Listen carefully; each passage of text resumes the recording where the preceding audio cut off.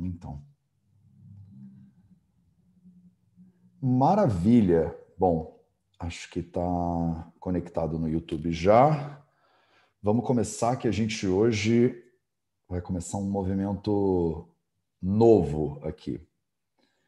Mas, antes de tudo, Ragadirogan satatan shaktan sheshakaya prasrutan sheshan autsukyamohara tidanchakana yopurva vaidyaya namostu tasmai.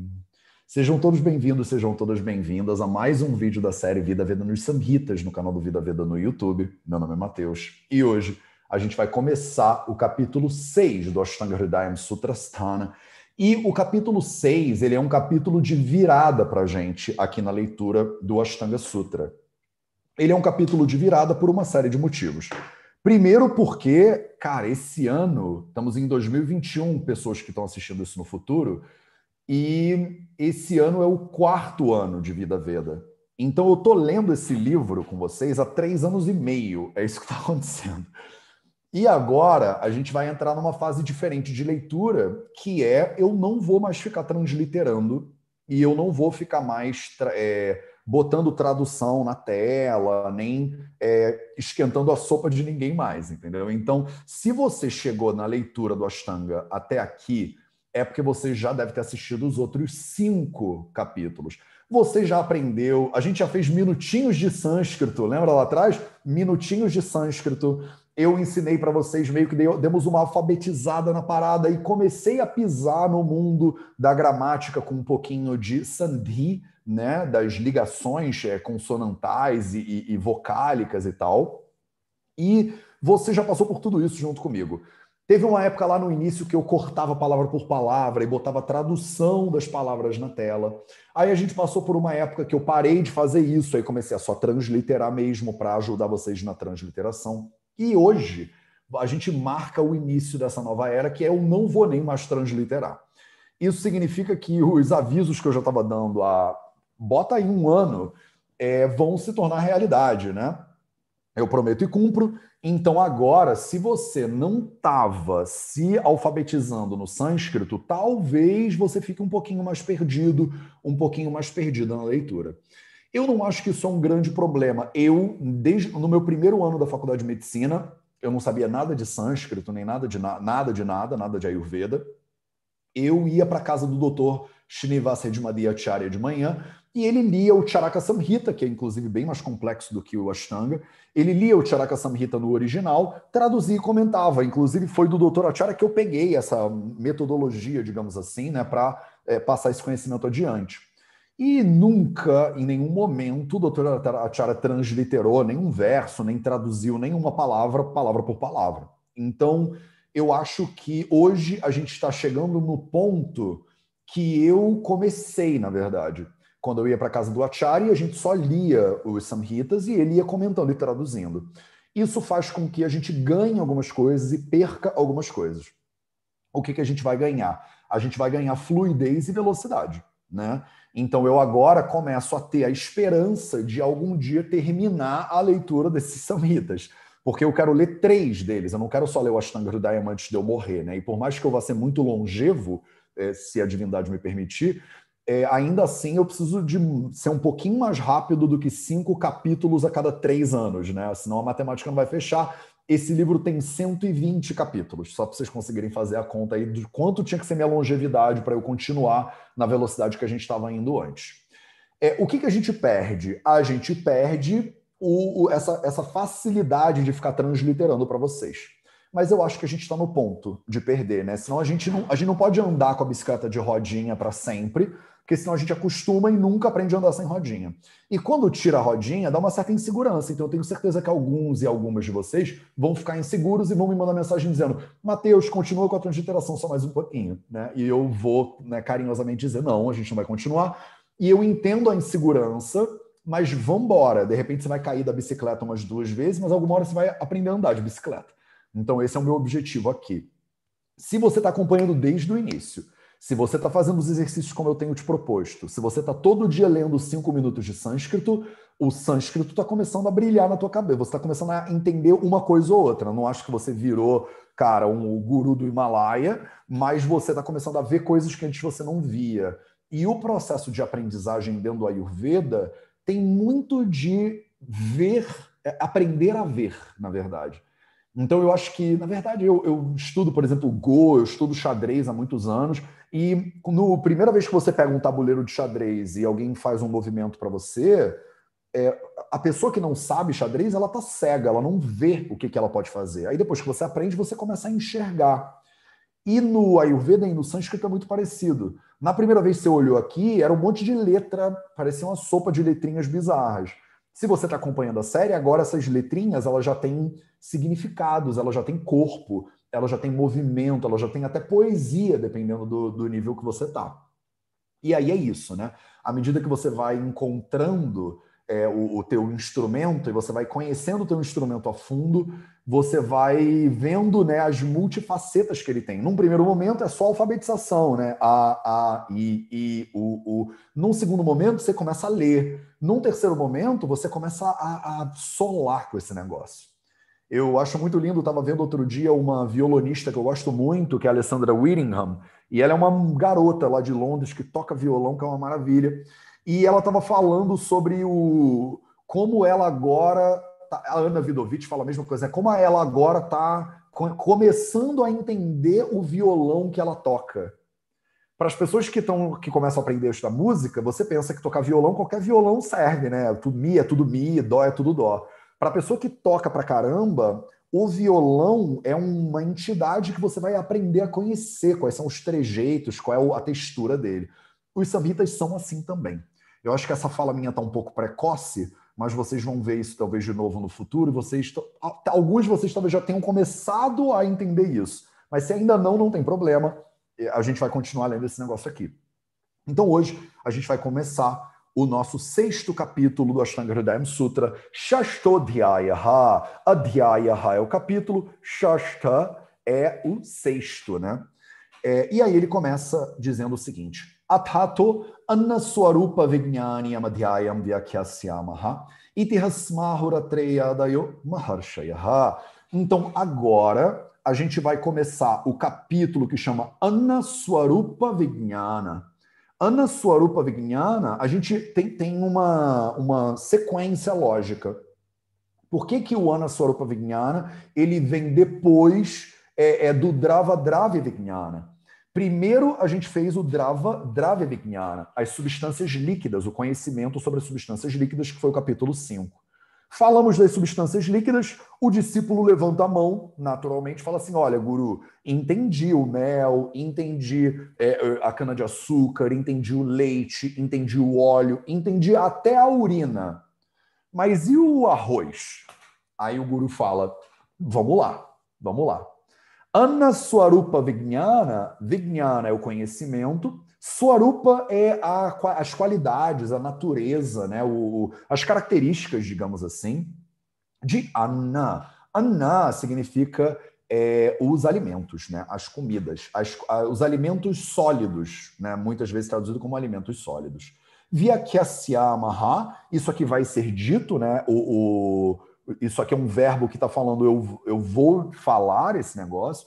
Itiha smahuhu atreyadayaha maharshayaha. Então, da mesma maneira que Atreya e outros sábios, né? Atreya, que é o nome do Atreya Purnavasu, que é o guruzão, né, do Charaka Samhita, na verdade. Então, o livro Charaka Samhita, que originalmente era o Agnivesha Tantra, é um diálogo entre o Agnivesha e o Atreya Purnavasu. O Atreya Purnavasu na posição de guru e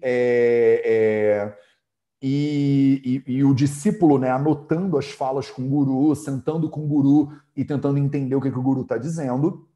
O Vagbhata, ele deixa muito claro que isso aqui que eu estou te ensinando não fui eu que inventei. Todo início de capítulo tem a mesma frase, diga-se de passagem. Isso aqui que eu estou te ensinando não fui eu que inventei. Isso não saiu da minha cabeça. Isso vem de uma longa tradição. Eu botei aqui o Atreya como principal, mas Adi e etc. também. Atreya Dayaha significa Atreya e outros. Porque o Ashtanga Hridayam, ele tem um diferencial em relação ao Charaka Samhita e o Sushruta Samhita, que é ele lê o Ashtanga, ele lê o Charaka, ele lê o Sushruta, ele lê o Bela, ele lê todos os caras, e aí ele meio que compila todos eles. Ele até, ai gente, está saindo sol. Eu não vejo sol há 2 semanas, eu acho. Oi, sol. Gente, que momento lindo, tá vendo? Até o sol veio aqui aprender um pouquinho sobre o capítulo 6 do Ashtanga. Então, ele deixa bem claro lá no capítulo 1, e depois ele repete isso lá para o finalzão do livro, ele fala, isso aqui não fui eu que inventei, número 1, e eu busquei as melhores fontes que tem dentro do Ayurveda. Qual é a principal fonte que eu busquei? Atreya Purnavasu, que é o Charaka Samhita, né? O que está escrito no Charaka Samhita. Então, e essa galera aí, ó, esse Mahuhu, foram eles que ensinaram esse troço num tempo que é imemorial, né? É um tempo, isso aqui é o pretérito mais que perfeito, tipo assim, sabe? A gente mal usa isso em português hoje em dia, né? Mas era o que eles falavam muito antes do passado do passado. E eles eram Maharshayaha, eles eram Maharshis, eles eram grandes sábios, né? Grandes archas, eles eram grandes sábios, eles sabiam muitas coisas, eles eram iluminados. Tem gente que traduz isso aqui como iluminados, tem gente que traduz isso aqui como conhecedores, cientistas, pesquisadores e tal e tal. Beleza? Então a gente vai começar com Atha Shuka Dhanyavargaha. Então, esse capítulo, ele é muito parecido com o capítulo 5, no sentido de que ele vai fazendo divisõezinhas, que a gente chama de Varga. Varaga, aqui está faltando um, deixa eu corrigir aqui o meu sânscrito, que na hora que eu transliterei não ficou bom. Vargaha. Então, Atashuka Dhanya Vargaha. A palavra Varga, eita, meu negócio não está querendo marcar ela. Varga, pronto. A palavra Varga significa família, o grupo, né? O grupo. O grupo de quê? De Shuka Dhanya. A palavra Shuka, ela significa, em inglês, a gente fala bristle. É quando a plantinha, ela cresce e ela tem umas coisas pontiagudas na ponta, sabe? Então é um tipo de planta específica que ela tem umas coisinhas, uns pontinhos, uns pontudinhos. A palavra shuka significa exatamente isso. Shuka são essas coisinhas pontudinhas que aparecem na ponta. A gente usa a palavra shuka, inclusive, para falar do ferrão do escorpião, por exemplo. Às vezes usa a palavra shuka. Então é quando uma coisa tem esses bristles. Se vocês já viram, por exemplo, sei lá, milho, arroz, né, crescendo, ele tem essa coisinha, tem um caule e aí na ponta tem vários desses negocinhos, assim, onde cresce lá o grão, né? Mas, enfim, é um capítulo sobre grãos diferentes que crescem de uma maneira parecida. Então, se no capítulo 5 ele dividiu as substâncias pelo grupo do leite, o grupo do mel, o grupo do açúcar, na verdade, né? O grupo da cana-de-açúcar, o grupo da urina, o grupo das águas, aqui ele divide o capítulo pelos grupos, os alimentos eles são divididos em grupos de acordo com a aparência morfológica, por exemplo, da planta, a origem de onde esse alimento vem. Então, a gente vai ver vários tipos de divisões ao longo desse capítulo. Beleza? Então, é isso. Em inglês, vocês têm que tomar cuidado, porque muitas vezes eles chamam isso de corns. Corn, a palavra corn, é traduzida muitas vezes como milho. Mas o corn, ele não é só milho. É que o milho é como se fosse o corn mais famoso de todos, né? Mas você tem vários tipos de corns, que são como eles crescem, né? Com essa aparênciazinha. Isso tem um nome em português que eu não sei, na verdade. Mas é a maneira como ele cresce que determina aqui esse primeiro grupinho. E o primeiro grupinho, ele vai até o shloka número 16. Então, a gente vai nesse mesmo Varga, né, até o shloka número 16. E aí, depois, a gente muda e vai para o Shimbidhanya Vargaha, que é o grupo que é mais leguminosa, uma coisa assim. A gente vai chegar lá no shloka 16, tá? Então, agora, a gente vai ver vários grãos diferentes, né? Eu acho que hoje em dia serão chamados mesmo de grãos. E aí, ele começa com uma lista enorme de nomes. Eu acho que são uns 3 shlokas de nomes. E esses shlokas, o shloka 1, 2 e 3, que eu vou ler agora, eles dizem o seguinte.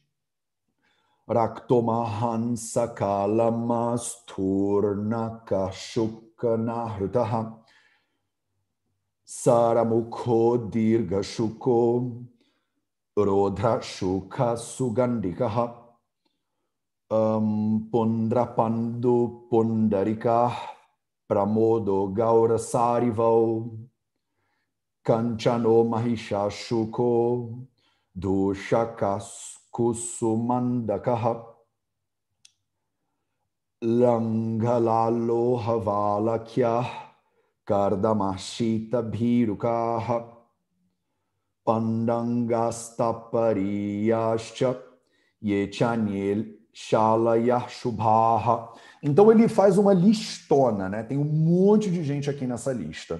Então ele começa, Araktaha. Eu não vou traduzir todas essas palavras, porque é um bando de tipos de arrozes diferentes, ou de grãos diferentes. Mas o primeiro da lista, Araktaha. Arakta significa vermelho.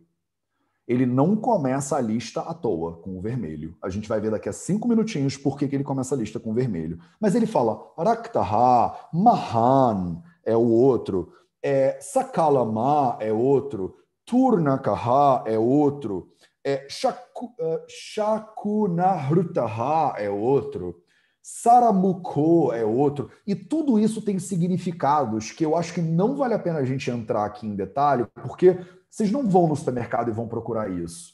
Mas, por exemplo, a palavra mukha significa boca.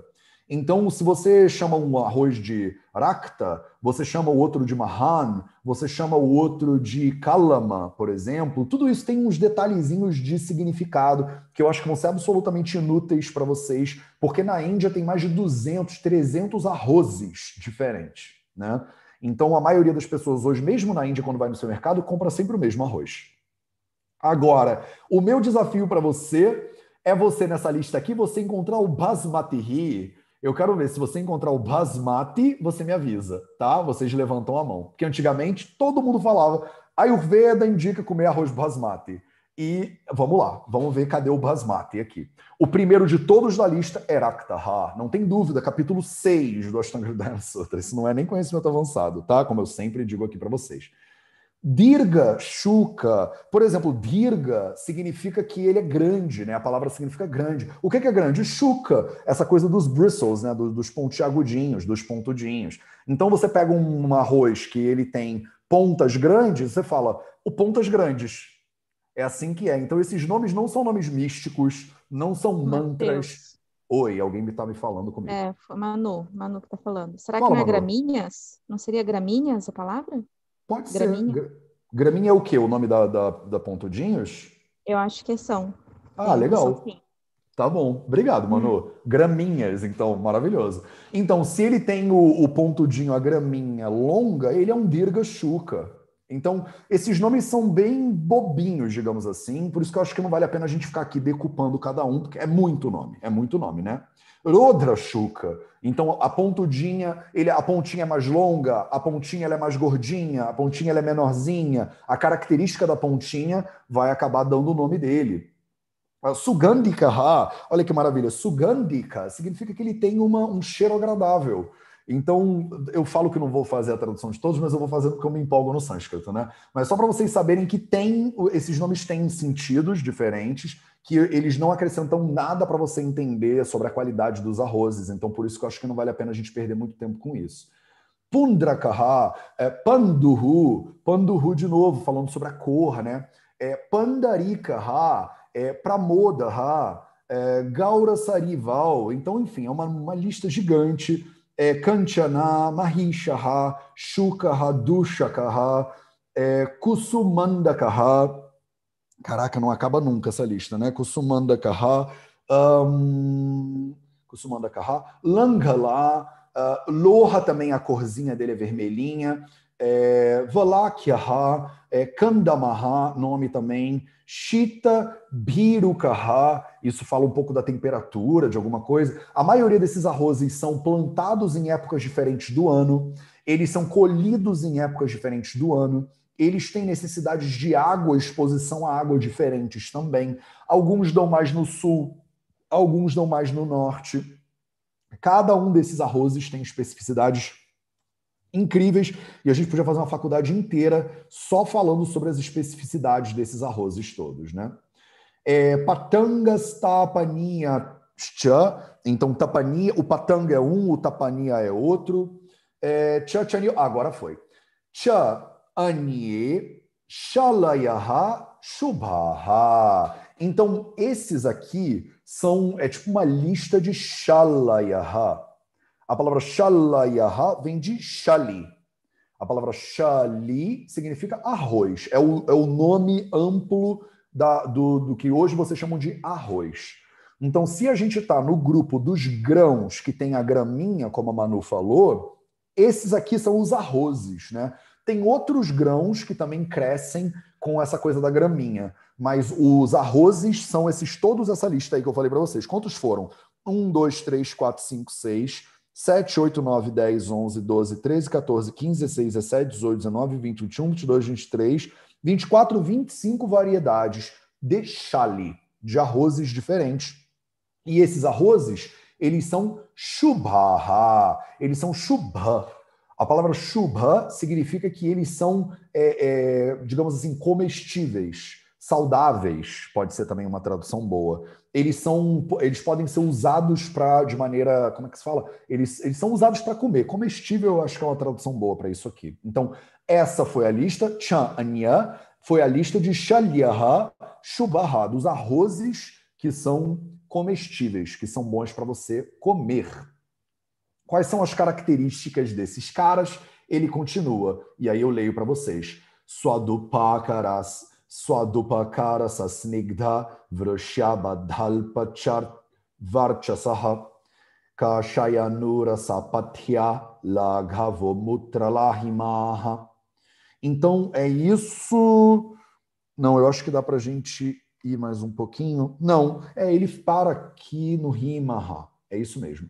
Então, nesses dois sloquinhas aqui, que são o sloka número 4, ele embala de falar as características desses arrozes de maneira geral. Então, e vocês já conhecem essas palavras. Olha que poderoso esse negócio, hein? A maioria desses arrozes aí, ó, Swadu, Paka, Rasaha. Swadu, vocês já conhecem. Significa doce. E a palavra literalmente significa saboroso. Então eles são saborosos, eles são do grupo dos doces. É uma coisa que todo mundo bate cabeça, né, no Ayurveda. Quando a gente fala de sabor doce, as pessoas acham que é sabor sobremesa. É calda de chocolate com bomba de doce de leite, que eles acham que é doce. E a gente fala, não, o sabor doce ele é predominante também em vários grãos, ele é predominante também em várias raízes. E aí aqui ele deixou isso claro para você. Swadupaka rasaha. Ele tem o rasa swadu, também chamado de madura rasa. Então, o sabor dele é doce. E o pakarasa também é swadu. Então, ele tem um vipaka doce e um sabor doce. Isso aqui é muito comum, tá, gente? É absolutamente comum você ter um sabor doce e aí o vipaka também ser doce. Tem uma série de plantas, né, que a gente chama de Vichitra Dravyas, que são plantas que não seguem padrões, que não seguem essa regrinha aqui. Então, eu não estou dizendo que toda substância que é doce de sabor tem um vipaka doce também. Mas é muito comum que uma substância que tem um sabor doce tenha também um vipaka doce. E é isso que ele disse aqui. Swadu pakarasaha. Então, ele tem o sabor doce e o pakarasa, que é o vipaka, ele também é doce. Snigdha, ele é oleoso, ele promove oleosidade no corpo. Olha que bonitinho. Vrusha, você já conhece essa palavra. Ele melhora a tua capacidade reprodutiva, ele nutre os seus tecidos reprodutivos. Muitas vezes traduzido simplesmente como afrodisíaco, né? Ele é afrodisíaco. Não é à toa que tantas culturas no mundo têm o arroz aí como base, né, da sua alimentação. Badalpa varchasaha. Badalpa varchasaha. Então, ele pode causar constipação. O badalpa varchasaha significa que ele alpa, essa palavra aqui, alpa, badha, alpa, varchasaha, são 3 palavrinhas, né, aí no meio. Significa que ele diminui a quantidade de fezes, potencialmente, e ele pode te dar uma constipadinha. Ele pode parar ou diminuir a quantidade de fezes que a pessoa produz. Via de regra, né, esses arrozes, eles Bom, mesmo os que são muito integrais, aqui para os samhitas, eu acho que a gente tem que fazer uma atualização, digamos assim, do conhecimento. Para o padrão da alimentação das pessoas há 1.500 anos atrás, os arrozes, o chale, não é uma fonte riquíssima de fibra. Ele não é considerado uma alimentação que gera muito bulk nas suas fezes, que ele aumenta a quantidade de fezes. Quando a gente falar lá, por exemplo, de aveia e outros, né, a gente vai ver como eles são considerados alimentos que realmente aumentam a quantidade das fezes. O arroz não é considerado, ele é considerado uma substância de alta absorção, né? E para o padrão daquela época, não era uma fonte de fibras tão relevante assim, né? Pela leitura que eu faço disso aqui. Isso aqui é a interpretação do Mateus. Para a nossa sociedade de hoje, a gente come tanta coisa processada e ultraprocessada sem fibra nenhuma, que até eu recomendo para um paciente botar arroz vermelho, arroz negro na dieta como uma fonte de fibras, entendeu? Mas para um padrão antigo, que a gente comia 100 gramas de fibra por dia, sei lá, a maneira como a gente consome fibras hoje em dia é pífia, né? É bem ridícula. Kashaya Anurasa. Então ele tem um Anurasa, o sabor secundário dele é Kashaya, é adstringente. Ele tem um sabor primário doce e um sabor secundário, um Anurasa, o sabor que fica na boca, ele é adstringente. Essa adstringência dele, você pode conectar com essa questão aí do diminuição das fezes, talvez um agravamentozinho de vata dosha, se você quisesse aí esticar um pouco a lógica. Eles são o chale, os arrozes, eles são pátia. Pátia significa que são alimentos que são bons para a saúde, fazem bem para a saúde de forma geral. Laghavaha, então laghava vem de laghu. Isso aqui é uma conjugação nominal, né, da palavra laghu, e a palavra laghu significa leve. Então ele é leve para quê? Ele é leve para a sua digestão. Ele é fácil de ser digerido via de regra. De novo, aí você vai levantar a mão e vai falar assim: ah, Matheus, eu não digiro bem arroz integral. Sim. Hoje em dia, a nossa digestão é uma porcaria, via de regra, e a gente não está acostumado a comer fibra como a gente era acostumado antigamente. Uma das coisas, inclusive, recomendações internacionais que poderia melhorar muito a qualidade de vida de vários seres humanos, nem é suplementação de proteína, como as pessoas veem tanto, é suplementação de fibra, né? E suplementação, claro, na forma de alimento, né? E não em cápsula. E a gente hoje toma aquelas coisas, né? Aqueles iogurtes que suplementam fibra. Ele é mutralá, então ele é, como é que fala isso em português? Diurético. Então ele aumenta a quantidade de mutra, ele estimula a quantidade de urina, e ele rimaha, ele tem uma potência fria. Ele é frio de potência. Tem algumas ideias aí, alguns indíciozinhos aí de como o arroz, por ele ser frio, por ele ser leve, por ele ter um sabor secundário adstringente, você pode pensar, tipo, Matheus, olha, tá com cara de que isso vai agravar o vata dosha, né? Ele pode até gerar uma constipaçãozinha, então não sei não, hein? Toma cuidado, porque ele é snigda, ele é oleoso e ele é suadu pakaraçá. Então, como ele tem o sabor doce, né, tanto no vipaka quanto no sabor primário, você tem aí elementos que você poderia ficar na dúvida se ele vai agravar o vata ou não vai. Mais para frente, vamos ver se ele elucida isso para a gente, que por enquanto ele não elucidou. E aí ele continua. Shuka Jeshu, deixa eu cantar direito esse negócio, né? Shuka Jeshu Varastatra Raktastroshna Doshaha. Aí, ó, eu acho que ele não quis deixar a gente na dúvida, e aí ele já deu a resposta. Mahastamanu Kalamastam Chapyanu Tatarpare. Então vamos lá. Aí agora ele vai dar uma última elucidada, né? Pensou, pô, será que ele vai deixar a gente na mão? Aí ele não deixa a gente na mão. Antes dele avançar, né, para o próximo mini grupinho dentro desse grupo do Shukadhanya, ele vai sair dos arrozes, né, um pouquinho. Antes de sair dos arrozes, ele deixa bem claro, né? Shuka Jeshu. Então, desse grupo todo aí que eu acabei de falar, então isso aí é um pluralzão, né? Ou quando acaba no shu, normalmente, esse finalzinho aqui, ele é uma dica para você que ele tá botando um pluralzão aí. Ele tá falando, essa galera toda que eu acabei de falar, varaha, vara, a palavra vara significa o melhor de todos. O melhor, o superior, o incrível. Varaha tatra rakta. Então, de todos esses que eu mencionei antes, desses 25 aí que eu mencionei antes, o melhor de todos, o Varaha de todos eles, é Raktaha. O Rakta Shali, no caso, o arroz vermelho, eu sempre falo isso para vocês, desde o primeiro vídeo do Vida Veda, vocês me vêm falando isso, aí eu finalmente estou aqui provando o meu argumento para vocês ao vivo no YouTube. Olha que maravilha. De todas as variedades, o melhor, inclusive Shuka de Exu, inclusive de todas que eu vou falar, na verdade, não só essas que eu falei, mas de todas que eu vou falar dentro do Shuka Dhanya Varga, o melhor de todos, o melhor Shuka Dhanya, ele é o arroz vermelho. Ele é excelente, ele é Trushana, ele alivia a sede. Então, a pessoa que está com muita queimação, por exemplo, está com Daha, está com Trushna, normalmente ela está com o Pitta, né, um pouquinho mais agravado, o calor do corpo um pouco agravado. Esse Rakta Shali, ele é indicado para ela, de acordo com esse cara aqui. E ele é Tridosha, ele apazigua todos os 3 doshas. Você estava na dúvida, Matheus, ele apazigua o Vata, ele agrava o Vata, tem elementos aqui que agravam Pita, tem elementos aqui que apaziguam Pita. Exatamente, exatamente.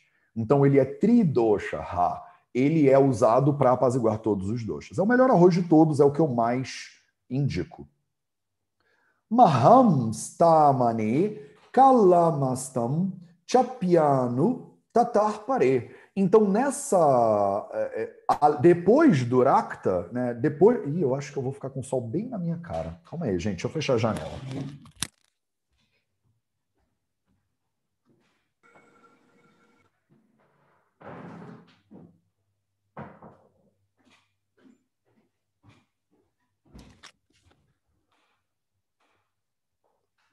Eu fiz alguma coisa... Pronto, tinha deletado tudo. Então, além do arroz vermelho, né, que eu já falei que é o melhor de todos, na sequência aí tem alguns que são bons também. Então, depois dele tem o Maham. Então, o Mahan é muito bom. Maham, Tammanu. Então, Tam, Anu também são bons. E o Kalamaha, Tam. Então, depois do Rakta, o Mahan é o melhor. Depois do Mahan, o Kalama é o melhor, e assim por diante nessa ordem. Qual é a ordem que, na verdade, ele está fazendo aqui? É a ordem que ele botou no Shloka. Rakte Maham Sakalama, blá, blá, blá, blá, blá, blá, blá, blá. Então ele falou 25 variedades. Por que ele botou nessa ordem? Aqui ele só está deixando bem claro para você. Olha, eu não me dei ao trabalho de botar nessa ordem e ainda rimar esse negócio em poesia para você de bobeira. Eu botei isso aqui de propósito, porque nessa ordem eles vão do melhor até o pior de todos. Engraçado, olha só, não tem o Basmati em nenhum lugar ainda. Então vamos lá, eu implicando com Basmati, coitado, não fez nada para merecer isso. E aí o próximo shloka ele continua e ele diz o seguinte: Yavakahaya narpamsu bashpanaishadhakadayah swadushna guru vasnigdha pakem leshma pitalaha.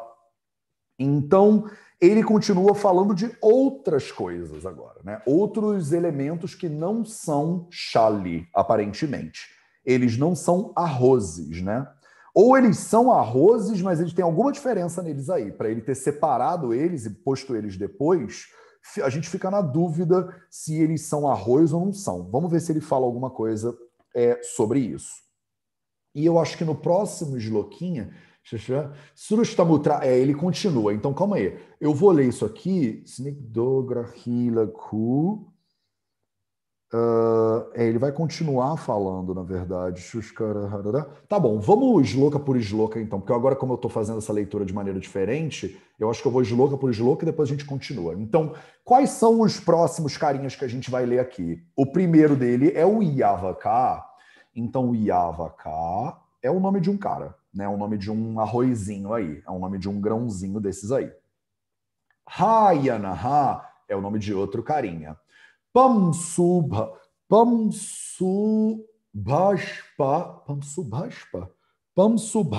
é isso mesmo. Pamsubhashpanaihi, Pamsubashpainaihi Naisadha. Na verdade é Naisadha.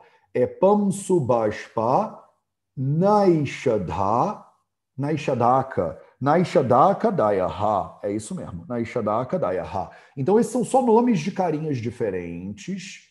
Beleza. Nomes de carinhas diferentes. Adayaha. Então e etc. Né? Tem outras variedades aí. Swadu Ushna, então esses caras que eu acabei de falar, eles são Swadu, eles são também doces de sabor, mas eles são Ushna, eles são quentes de potência. Qual é a diferença desses que eu estou falando agora então? Os que eu falei antes, eles eram rima de potência, eles eram frios na potência. Agora eu estou dando alguns exemplos de... Agora eu fiquei até na dúvida se são arrozes ou não são, que eu não sei qual é a característica do que é exatamente um arroz, né? No Ayurveda, nos Samhitas, a gente fala tipo grãos, né? E aí eu fico meio que na dúvida se ele considera isso como chale ou não. Eu acho que sim, porque em breve a gente vai falar do Shastika também. Então, Mahavrati, Kulava, talvez seja tudo arroz mesmo. Mas ele só tem potências diferentes. Então eu tô achando que a gente está continuando aqui nos arrozes todos. Trunavarga... Talvez ele vá mudar só daqui a pouquinho. Vamos ver. Estou desdobrando esse novelo junto com vocês. De qualquer forma, esses caras que eu acabei de mencionar aí, o Yavaka, o Hayanaha, o Pamsubashpa, o Naishadaka, todos eles são tipos de arrozes diferentes ou grãos diferentes, e eles são doces também, igualzinhos aos anteriores, mas eles são quentes de potência. E eles são Guravaha. Diferente dos outros que são leves, né, para digestão, esses aqui são pesados para digestão. Esses aqui também são Snigdha, eles também são oleosinhos, promovem oleação no corpo. Pake Amlaha. Agora, se os outros eram Swadu depois da digestão, eles eram doces no Vipaka, esse aqui, no Pake Amlaha, eles são azedos no efeito pós-digestivo.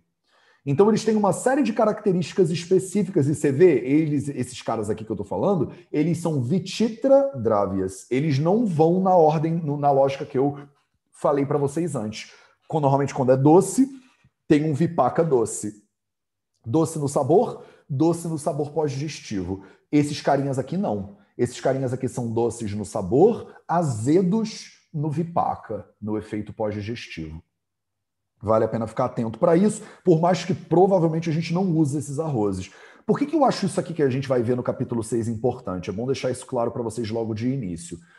Muitas vezes, quando você compra um arroz aí na cidade onde você mora, não importa onde você está no mundo inteiro, você não sabe qual é a propriedade dele. Porque você não sabe que arroz que ele é, na real. Hoje em dia a gente não tem mais esse contato. Ele é o quê? Ele é Yavaka? Ele é Hayanaha? Ele é Pamsubashpa? Você não sabe. Ele já deu uma lista aqui de 28 grãos diferentes até agora. O que você tem que fazer? Você, como pesquisador e aprofundador do conhecimento ayurvédico, você vai comer esse troço e você vai ver o efeito que ele gera. E aí você pode se surpreender. Se você for uma pessoa muito dogmática, que fez um cursinho que aprendeu que arroz era doce no sabor e doce no efeito pós-digestivo, você vai bater a cabeça na parede. Você vai falar, o meu guru me disse que era sempre doce no sabor pós-digestivo. Aí você está vendo que ele tem um efeito que é um Amla Vipaka. Esse Amla Vipaka, ele mexe com os doshas de uma maneira diferente do que um Madhura Vipaka. E aí você está vendo características de Amla Vipaka e você não sabe por quê. Você fica, cara, mas eu só dei arroz para o paciente, ele deveria ter um Madhura Vipaka. Se você lê o Samhita, você vê, calma, será que esse arroz que eu dei para ele não era o arroz que era Madhura Vipaka?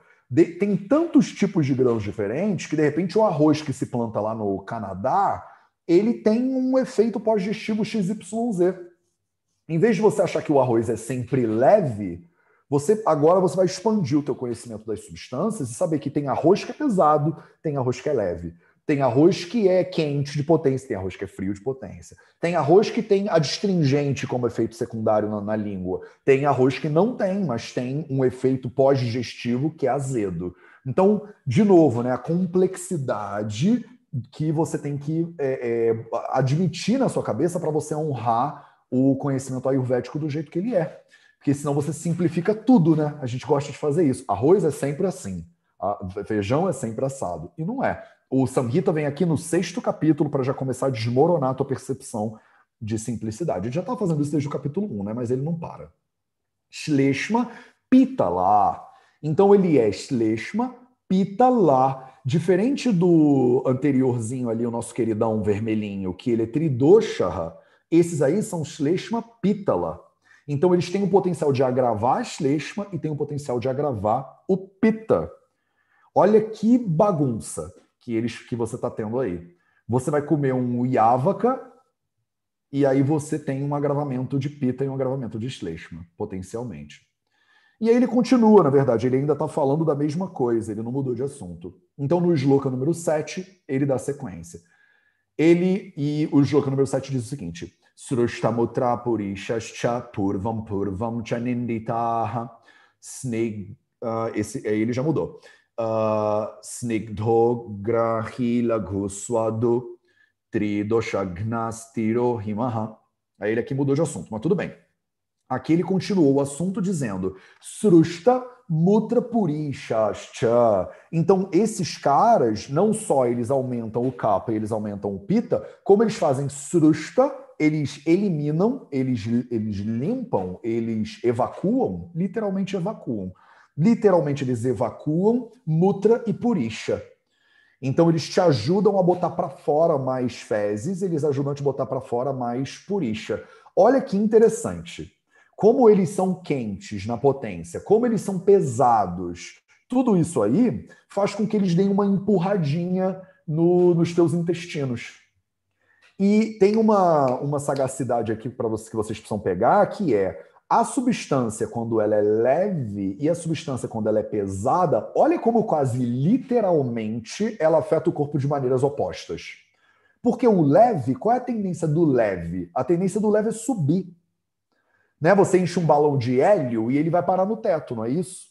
Quando você fala de vata, tudo que agrava o vata, pensa aí no, por exemplo, sei lá, um picante que agrava o pitta, por exemplo, que é lagu, agrava o vata, por exemplo, potencialmente que é lagu. Quando você tem um picante que agrava o pitta, por exemplo, você fica vermelho na sua cara. Porque o picante, o quente dele, ele sobe por causa desse lagutva, dessa leveza. Nos anteriores que a gente estava vendo, como eles eram leves, eles podem até te dar uma constipada, porque não tem aquela empurrada para baixo. Eu estou sendo bem literal e bem mecânico aqui, mas só para tentar pedagogicamente te dar algumas ideias sobre a influência do peso e da leveza, não só para a digestão, propriamente dita, que é como a gente usa esses termos normalmente, mas também para o efeito das substâncias no corpo. Então, esse cara, ele é mais pesadinho, ele tende a dar uma empurradinha aí nas suas fezes e na sua urina. Ele é Srushta Mutra Purishascha. Purvam cha nindita. Vocês já viram essa palavra antes, nindita. A gente viu isso lá no Ashtanga-hridaya Suttasana, capítulo 1, nos shlokas que falavam sobre as prakrutis, né? Eles falavam que algumas prakrutis são nindya, né? Nindita é algo que tem que ser evitado, que não é tão bom, que não é legal. Purvam, ele repete mesmo a palavra, isso é muito comum em todas as línguas que são baseadas no sânscrito, em Gujarati, em Hindi, a gente faz muito repetição para falar sequencialmente, né? Em vez de usar a palavra, como é que vocês falam? Respectivamente, ele simplesmente repete. Então ele fala purvam, quer dizer, o que vem antes comparado com o que vem depois. O que vem antes, comparado com o que vem depois, ele vai ficando, ele é pior. Então ele vai piorando, os que são antes são piores dos que vêm depois. Difícil de explicar isso, na verdade. Então, em vez de dizer que o primeiro é o melhor e o último é o pior, ele está dizendo, aqui é o contrário. Purvam chanindita. Então ele estava ruim e ele foi melhorando, na verdade. Mas é que literalmente ele está dizendo assim, ele vai ficando pior à medida que você vai para o anterior. Então, o que ele quer dizer? Ele quer dizer que o Naishadaka, ele é o melhorzinho, e aí o Pamsu Bashpa, ele é um pouco pior, aí o Hayanaha é pior ainda, e o Yavaka é o pior de todos, dessa listinha que ele elaborou aí. beleza? Eu vou dar 5 minutos no final, antes da gente terminar, para dúvidas de vocês. Eu estou fazendo essa leitura como eu acho que ela deveria ser. E aí eu quero também, depois vocês me mandam comentários lá no grupo do Telegram, vocês me dizem se foi muito absurdo, rápido, devagar, é para ser mais rápido, é para ser mais devagar, porque eu estou lendo como o Acharya, sempre como meus gurus liam. Lê um shloka, traduz o shloka, lê um shloka, traduz o shloka, lê um shloka, e até a hora que dá a hora. Então a ideia é que eu vou começar a ler quando a gente começa meio-dia, e aí meio-dia e 55 eu paro onde eu estiver.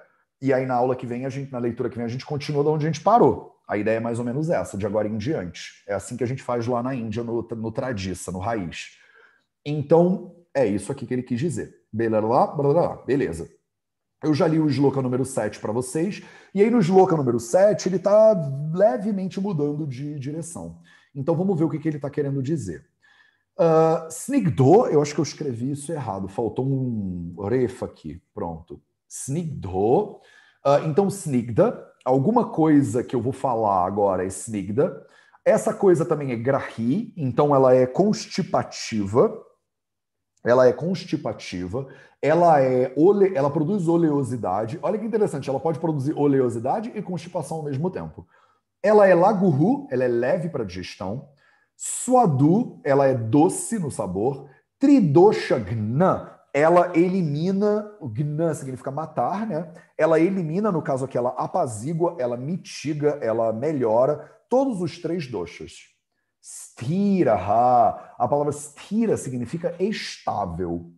Uma coisa que é estável significa que ela não se mexe muito. O que isso aqui quer dizer quando a gente está falando de substâncias alimentares? Isso quer dizer que essa coisa, parece que ela fica dentro do corpo. Ela demora na digestão.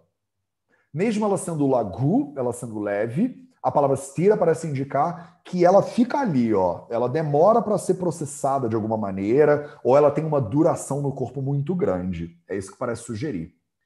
Himaha, ela é fria. Essa coisa é fria. Então ele deu um monte de gunas, né? Deu várias características, mas ele ainda não falou de quem que ele está falando para a gente. Então vamos ler o shloka número 8 e vamos ver se ele fala. Pashtiko vrihishu shreshto gaurascha sita gaurataha tatah kraman mahavrihi krishna vrihi jatu mukhaha. Então ele continua essa parada e ele vai acabar isso onde? Eu acho que ele vai longe ainda com essa parada e a gente não vai ter tempo de continuar. Eu acho que a gente vai parar aqui no shloka número 8, por enquanto. E...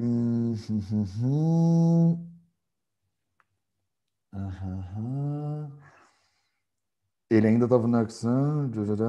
mas ele, bom, eu acho que aqui ele já deu uma ideia, né? Então, quem é essa pessoa que a gente estava falando aí, né? Quem é que é snigda? Quem é que é gorduroso? Quem é que é grahi? Quem é que é constipativo? Quem é que é leve? Quem é que é doce e apazigua todos os doces? Quem é que é stira? Quem é que fica, né? Parece que tem uma estabilidade muito grande no processo digestivo. E quem é que é frio?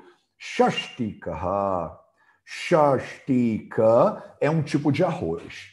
É um tipo de chale. A gente chama de Shastika Shali. Então, o Shastika, o nome Shasti, Shasta, significa 6, né? Shastika, na verdade, significa 60. E por que ele é Shastika? Ele é Shastika porque ele demora 60 dias para maturar. Isso é um arroz que não é incomum na Índia, inclusive até hoje em dia. A gente chama ele de Shastika Shali.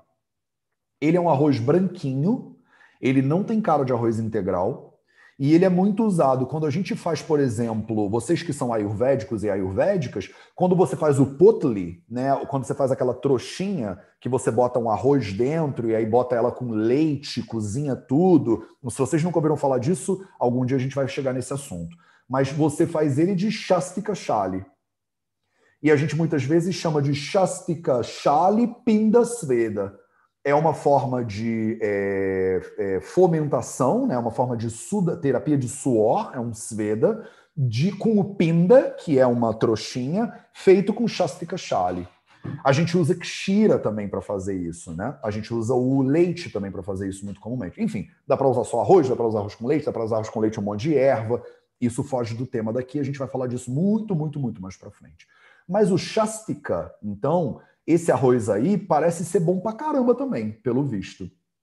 E ele botou ele agora aqui, né? Então, parece que a gente meio que mudou de assunto, mas ele continua falando de arroz. E eu não sei te dizer, eu, Matheus, não tenho informação suficiente para dizer por que ele fala Durakta, Mahan, Kalama, Turnaka e tadadá, 25 tipos de arroz. Depois ele fala de uns arrozes bem esquisitos. E aí agora ele vem com outros tipos de arroz. Qual o chute que eu posso dar? É que ele está agrupando os alimentos com base nas propriedades deles, né? Tem algumas propriedades em comum entre o Rakta e o Shastika? Tem, mas aparentemente eles têm propriedades diferentes a ponto do Samhita, né, do Vagbhata, achar melhor separar eles aqui. Mas o Shastika, ele é normalmente considerado um arroz tão bom quanto quase o Rakta Shali. No uso do dia a dia, né, lá na Índia, nos Samhitas não. Nos Samhitas o Rakta é sempre Shrestha, ele é sempre o melhor de todos. Mas o Shastika, ele é o segundo mais usado e mais recomendado de todos, em terapias, durante os processos, por exemplo, de Panchakarma. Quando a gente faz um Samsara Janakrama, quando a gente realimenta o paciente depois de um Panchakarma, normalmente a gente não usa Rakta Shali, a gente usa Shastika, se tiver disponível. Ele é mais fácil, normalmente considerado mais fácil para digestão. E ele, eu não sei se eu poderia dizer que ele segura o vata que agrava durante o processo de uma maneira mais suave, talvez por ele ter menos fibra. Eu estou aqui elucubrando com vocês, tá? Eu não tenho uma opinião formada sobre isso, tá? Mas o fato é que ele está falando do Shastika, então o Shastika, ele é o melhor entre os Vrihishu Shrestha. Entre os Vrihi, ele é Shrestha. O que é o Vrihi? O Vrihi, a gente chama em inglês de paddy, né? Que são aqueles, eu acho que isso quer significar, que são aqueles arrozes que crescem em campo totalmente alagado. Então eles têm diferenças também de crescimento, né? Eu não sou agricultor, eu não entendo isso perfeitamente, não sou uma boa pessoa para falar sobre esse assunto. Eu só estou lendo aqui tentando conectar com algumas ideias que eu já tenho, né? Então, talvez outro motivo por ele separar o Rakta do Shastika é porque o Shastika ele cresce num paddy, num daqueles pátios super alagados, enquanto que talvez alguns daqueles arrozes dos outros ali crescem com menos paddy, não sei. Ele é oleoso, ele é constipativo, já vimos isso, ele darará, já vimos tudo isso, darará. E aí ele fala Gaura Chasita Gaurataha. Então parece Tatakraman Mahavrihi. Então depois a gente vai falar de outras coisas, a gente continua na nossa, então, que ele vai falar dos Mahavrihi, né? Mas então, agora parece que ele está falando que tem dois tipos. Tem o Gauraha, Cha Asita Gaurata. Então parece que tem duas variedades, o Gaura e o Asita Gaura. O Gaura e o Asita Gaura parecem ser duas variedades de Shastika Shali e a gente diferencia eles pela cor. A diferenciação deles dois é pela cor. A palavra Gaura, eu não sei se ela tem, deixa eu botar no meu dicionário aqui para eu saber se ela tem outros significados. Mas ela é, via de regra, o branquinho mesmo. O Shastika Shali, que é o mais comum de todos, ele já é meio branquinho, mesmo antes dele ser refinado. Ele é tipo um arroz branco, mais gordinhozinho, antes dele ser refinado. Eu só quero ter certeza absoluta. Gaura, meu teclado não estava funcionando, mas agora entrou. Ele só... bom, ele também significa puro, brilhante, mas a tradução mais comum mesmo é branco e... olha só que interessante. Tem a tradução yellowish, que é amarelado também. Gaura é um dos nomes de Júpiter. E, na verdade, tem o McDonald, ele fala que é avermelhado, também entra como Gaura. Mas a gente, normalmente, quando fala do Gaura, do Shastika, que é Gaura, a gente está falando do Shastika, que é branquinho. Essa que é a tradução, a mais comum que vocês vão ver por aí. Tá? E quando a gente fala do que acita, a palavra acita significa que ele é mais escuro de cor. Então, eu não sei, eu não diria que ele é um arroz, ele não é um arroz negro, mas ele é um branco mais escurinho. Que não é branco escuro, ele é um branco que já vai ficando mais pro preto. Mas ele não é preto, então tomem cuidado com esse negócio. Não sei se isso vai ser relevante para a vida de vocês, mas só para decupar aqui a tradução do negócio, né? Então o gaura, ele é mais branquinho e ele também precisa de 60 dias, né, para ser colhido. E o acita gaura, ele é um gaura que ele é acita, ele é mais escuro, né? Ele não é... Porque a palavra cita, que vocês conhecem do Rama e da cita, então é o claro, o luminoso, só que ele é acita, né? Ele é escurinho. Em inglês a gente falaria que ele é darker, né? Ele é darker. Então, dark colored, né? Ele tem uma cor mais escura. Ele é acita gaura, então ele é um branco mais escuro. Eu não sei se tem branco escuro, mas é isso que está escrito, gente, me desculpa. E aí é isso. Então a gente foi até aqui, na primeira metade, paramos, pausa. Ai, caramba, olha eu escrevendo pausa com o meu Devanagari. Pausa. Pronto. Então a gente para aqui no shloka, na primeira metade do shloka número 8, passando para a segunda metade do shloka número 8. Na segunda metade ele vai continuar o mesmo assunto, ele ainda está falando dos Shastikas, mas ele vai falar das outras variedades que não são tão boas quanto essas duas, quanto o Shastika branco e o Shastika negro. Então tem uma série de outros Shastikas aí. Eu já passei até do tempo, mas eu vou parar de dividir a tela. Então eu agora não vou mais dizer para vocês para a aula que vem, transliterem o shloka XYZ, porque a gente não sabe até onde a gente vai. A gente vai até onde der. Se eu puder fazer uma recomendação, eu recomendo sempre pega da onde a gente parou e translitera mais 5, pelo menos 10 ou 10 shlokas. Acho que 10 é mais seguro para vocês. 5 é o mínimo, que a gente vai avançar agora por leitura. Então, pelo menos 5, 10 eu acho que seria lindo, se vocês conseguirem transliterar 10 toda semana. O segundo dever de casa, que é importante, é toda sexta-feira e toda segunda-feira você parar para dar uma revisada nesse conteúdo, porque ele vai acumular. E todo dia, se você puder, durante 2 minutos que seja, só ler um shloka, você vai começar a ganhar mais familiaridade com esse negócio aqui. Eu espero que tenha dado para ver como o buraco é um pouquinho mais embaixo. Eu vou parar de dividir tela para ver o rostinho de todo mundo. E aí eu fico à disposição mais 2 minutinhos para ver se vocês têm alguma dúvida. E aí vocês podem levantar a mão como o Ricardo fez. E aí eu chamo vocês e a gente responde se estiver dentro da minha capacidade. Fala, Rick. Oi, Mateus. Só uma dúvida. Fica aqui claro se nesta descrição dos arroz, ele está a falar de arroz, como é que a gente diz, integrais, com husk ou sem husk? Isso faria alguma diferença na tua perspectiva a nível das suas qualidades? Legal. Eu acho que não fica tão claro se tem husk ou não tem husk. Ele faz essa diferenciação de husk e não husk para várias coisas. A gente viu, inclusive, no capítulo de bebidas, né? Que dá para fazer umas bebidas com o husk e uma bebida com a mesma plantinha sem o husk. Mas aqui ele não se deu ao trabalho de falar isso. Então, a sensação que eu tenho, e eu pesquisei isso mais ou menos, tá, Rick, enquanto eu estava na Índia, eu visitei campos de arroz no sul e tal, mas o fato é que é muito difícil a gente trazer para os dias de hoje essa parte do conhecimento ayurvédico de maneira precisa. Tem muita coisa, a gente está agora começando a pisar dentro de um Dravyaguna que é mais animadinho. E quando você vai entrando em Dravyaguna, porque na Índia é isso, né? Cada lugar tem uma língua diferente, cada um trouxe um nome diferente. Aí você vai no norte, eles chamam uma coisa de Shastika, você vai no sul, chamam outra coisa de Shastika. Aí você vai olhar no Samhita, você fala, o que é que estava escrito aqui? Não dá para saber, não tem como eu ligar para o cara, né? Então, o que eu investiguei já e consegui descobrir, quando eu visitei principalmente o Kerala, né? Que eu visitei uns campos de arroz no Kerala e no Karnataka, que é no litoral, onde eles chamam de... É a parte que recebe muita chuva e fica muito inundada, né? Que são os Ghats, né? Os Western Ghats do sul da Índia.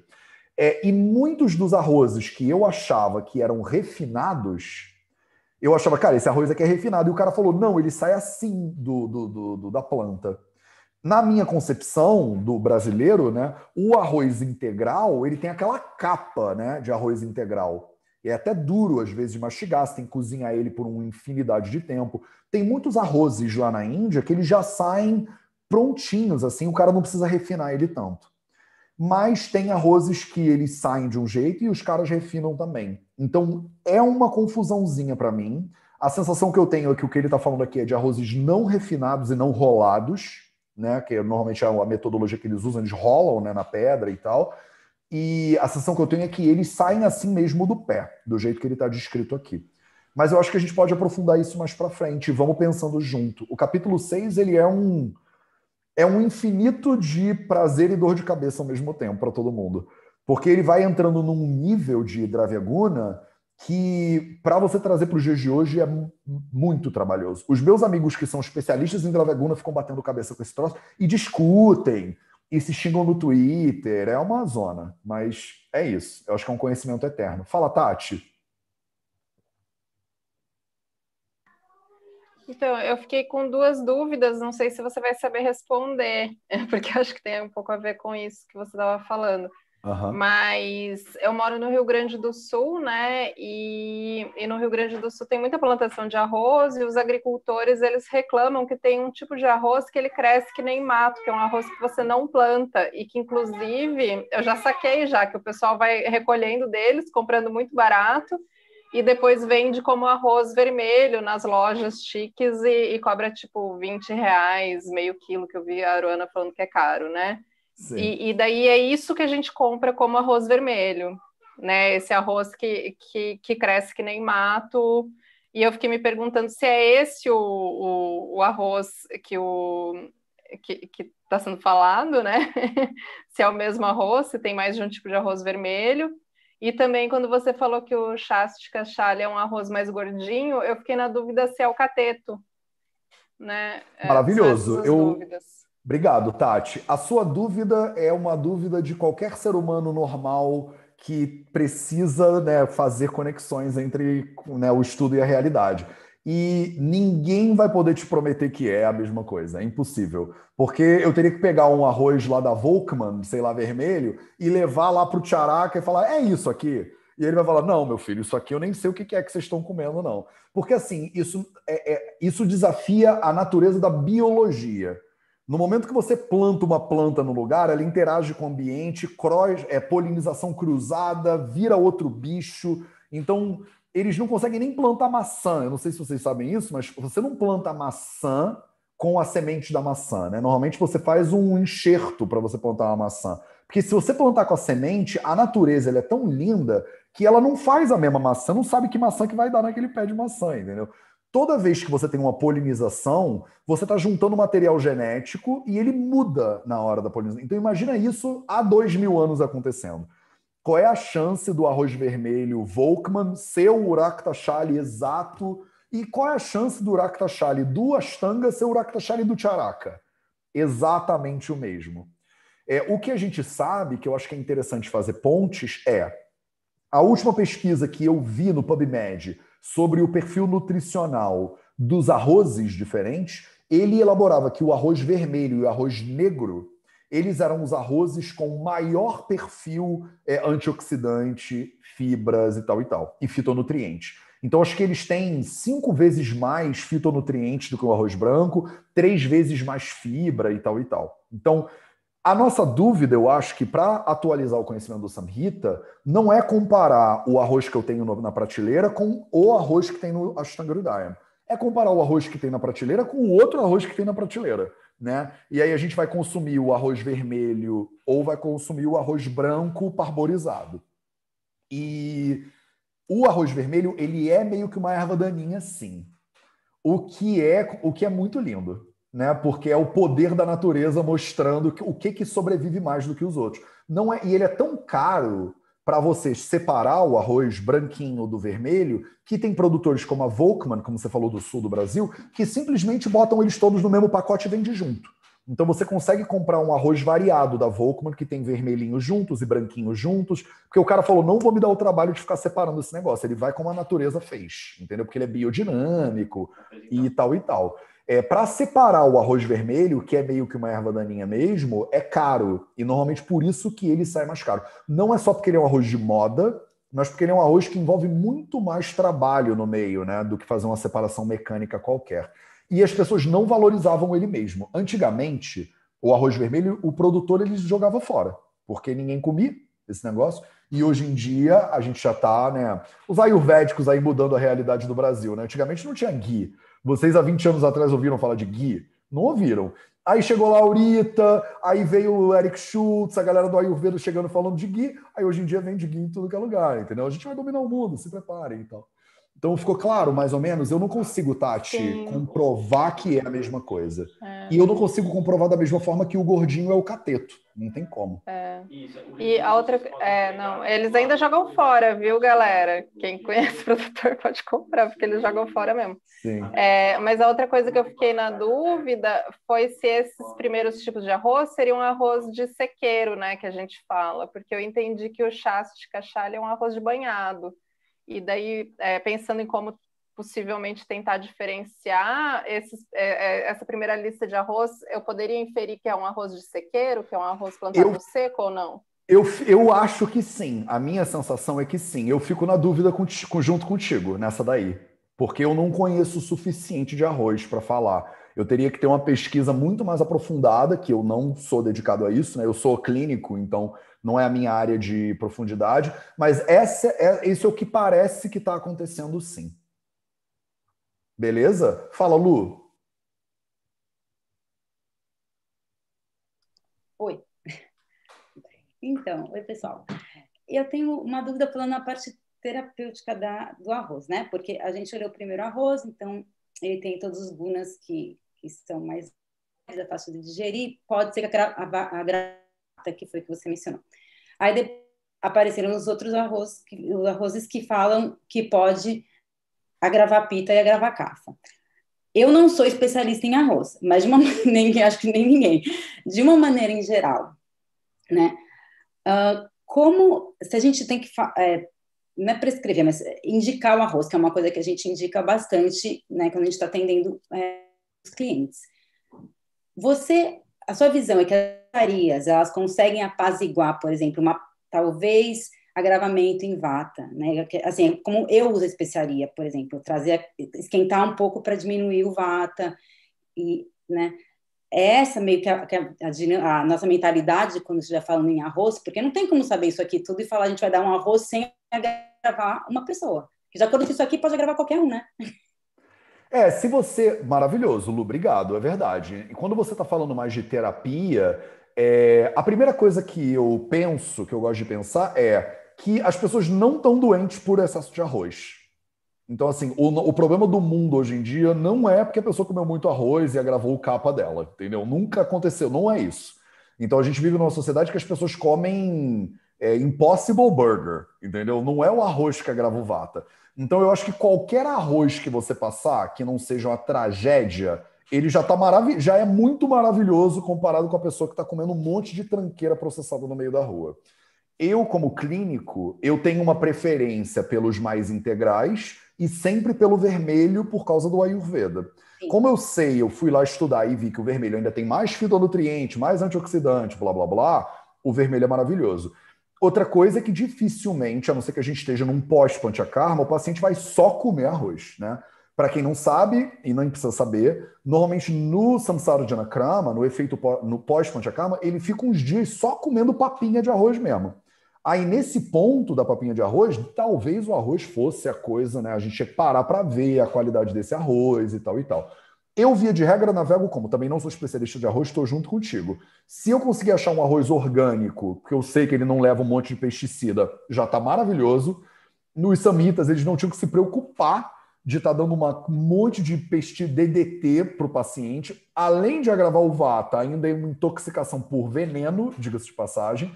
Então, se você conseguir não dar veneno para o paciente, eu já acho um avanço maravilhoso. Então, esse percebe? Isso é fazer Ayurveda em 2021. Antigamente, o cara estava se preocupando com se ele tinha uma pintinha vermelha, porque talvez ele agrave mais o pita. Hoje em dia, a gente está lutando com outro inimigo, entendeu?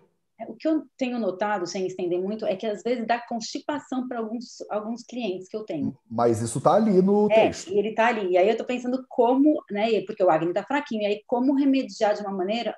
Eu pensei em usar especiarias para tentar, né? Eu acho que a sua pergunta ela vai ser melhor elucidada ao longo do capítulo 6. Porque o que você vai aprender, eu acho, ao longo do capítulo 6 é que Se o arroz está causando constipação, você pode colocar especiarias e darará? Pode, mas você pode tirar o arroz e botar outra coisa também. Beleza. Então eu tenho muitos pacientes. E aí a gente ainda não tem esse conhecimento, né? A gente está começando só hoje, mas o que você vai ver é que tem casos que você vai ter que tirar o arroz e botar um mungdal. Você vai botar uma sopa de lentilha, que vai descer super melhor, vai ser mais líquido e a pessoa vai digerir aquele troço melhor. Então também eu não acho que vale a pena vir com a mentalidade do tempero e insistir no arroz que está constipando. O arroz está constipando? Pausa o arroz. Tem tanta coisa no planeta que dá para a pessoa comer. Vamos, né, botar essas outras coisas aí. Eu acho que a gente vai aprender a navegar isso um pouco melhor ao longo do 6. Mas também, assim, para pessoas como a Lu, que já trabalham com isso, não achem que o capítulo 6 vai fazer um resumo de toda a terapia ayurvédica, porque não vai, né? Eu sei que a gente fica na ansiedade. É sobre eu discutir um pouco sobre isso, mas obrigada. Sim, eu acho maravilhoso. Imagina, é um prazer. Fala, Ju. Ela vem a Ju com o sotaque dela. Fala, Ju. Então, eu nem ia perguntar isso, mas surgiu novamente essa coisa da constipação com arroz. E aí eu fiquei conectando com uma experiência que eu tive em janeiro do ano passado, que eu fiquei 21 dias, fiquei 19 dias, 20 dias, comendo só arroz integral. E aí eu comi vários tipos de arroz integrais, né? O negro, o vermelho, todos os que eu achei. E quando estava chegando já no finzinho desses 20 dias, eu fiquei assim, eu faço cocô todo dia, normal, mais de uma vez até, e durante essa experiência eu continuei fazendo cocô todo dia, mas no fim, nos últimos 5 dias, assim, eu fiquei um dia sem fazer cocô, depois eu fiquei, sabe? E aí eu fiquei pensando assim, porque gerou uma constipação o arroz, ou é porque, como eu não estava comendo mais nada, e ele é muito leve, já foi tudo consumido e não ficou dejeto suficiente para gerar um bolo fecal, assim. Maravilhoso, mas, ô, Ju, as duas coisas que você falou agora são a mesma coisa. Não são duas coisas diferentes, são a mesma coisa. Se a comida, ela não deixa o resto, ela gera constipação porque ela não deixou o resto porque ela era muito leve. Sim. Então, é meio que a mesma coisa aconteceu aí. Eu entendo isso de uma forma diferente, assim, constipação como sendo o trânsito intestinal parado ou lento, e o não fazer, ou outra possibilidade de não fazer porque não tem o que fazer, assim, né? Não, então, mas pra gente, os dois são constipação. Por motivos diferentes, né? Tem vários motivos para a pessoa constipar, mas constipar é quando você não vai ao banheiro. Ou por falta de bolo, como você falou, ou porque você tem um monte de coisa ali dentro, mas não tem o movimento, né? Não tem a contração da musculatura intestinal, e aí você não empurra para fora. Mas, de qualquer forma, isso para a gente é constipação. De motivos diferentes, você tem toda a razão. E o arroz, ele pode bagunçar as duas coisas, como você falou muito bem. Ele pode dar uma ressecada na brincadeira, dependendo do arroz que for. Ele pode ser tão leve, ser todo absorvido. Arroz branco, por exemplo, é muito isso. Ele é amido puro, é açúcar puro. Você bota ele para dentro, corrente sanguínea, não sobra nada para fazer bolo de nada, entendeu? Agora, se você come um arroz super fibroso, já sobra um pouco mais de coisa para o seu intestino brincar. Então, esse balé aí, eu não sabia que arroz ia dar tanto que falar. Maravilhoso, gente, que bom. Mas faz sentido, Ju? Essa dinâmicazinha animal. Sim. É isso que acontece quando a gente faz essas dietas que fica muito tempo, né, fazendo dieta de arroz. Tem um médico americano, né, não existe mais, que o Dr. Kempner, que ele fazia uma dieta que ele chamava de rice diet. Então ele dava arroz e basicamente fruta para os pacientes, para tratamento de diabetes, inclusive. Olha que interessante.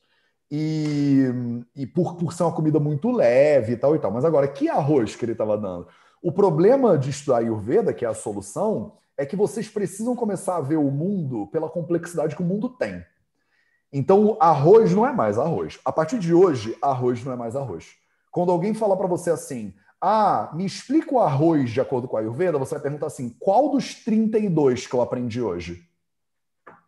Porque só hoje foram 32, a gente já acabou? Não, o capítulo continua. Então, assim, qual dos 30 arrozes? E só na Índia tem mais de 200. E a gente quer generalizar a realidade, mas não tem como. Aí o Samhita vem e traz a gente de volta para a complexidade o tempo inteiro. Beleza, meu povo? Então é isso por hoje. Semana que vem a gente continua de onde a gente parou e agora vai ser isso aí. Eu aguardo comentários de vocês no grupo do Telegram para vocês me dizerem se tá todo mundo vivo, se foi ok, não precisa falar agora, se foi muito puxado, mas porque a ideia é essa, é a gente começar a tirar as rodinhas e pegar um ritmozinho mais interessante. Um beijo para todo mundo, até quarta-feira que vem, e a gente se vê pelas redes sociais aí do Vida Veda. Beleza? Até a próxima. Ragadirogan satatan shaktan sheshakaya prasrutana sheshan autsukya moharatidan jakhana yo purva vaidyaya namostu tasmai bhishajam sadhu vritanam bhadramagamashalinam